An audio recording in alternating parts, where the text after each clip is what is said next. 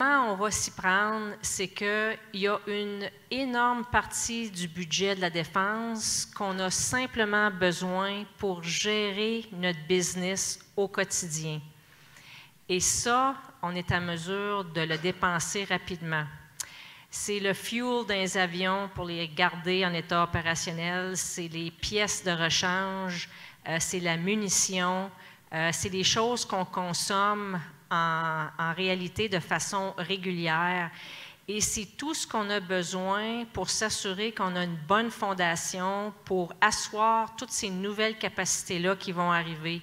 Donc, le personnel, l'entraînement de base, les services médicaux, tout notre système de santé a été géré de façon, on appelle ça risk management, là, et on ne peut pas se permettre de faire ça pour bâtir des forces qui ont besoin d'être en pleine expansion. On a besoin des services de santé qui fonctionnent avec tout ce qu'on a besoin, plus spécifiquement pour le service militaire.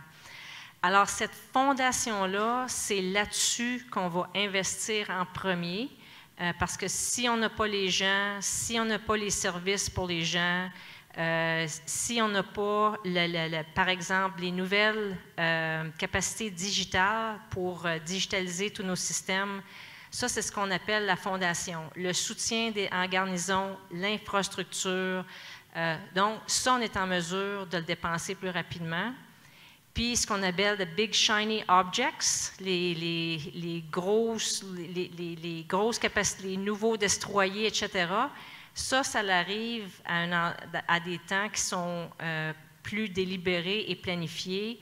À ce moment-là, ça, on met ça comme dans le calendrier. Il y a des augmentations en investissement et puis ça redescend pour ce qui est de tout ce qui est le soutien pour maintenir cette capacité-là opérationnelle pendant plusieurs années.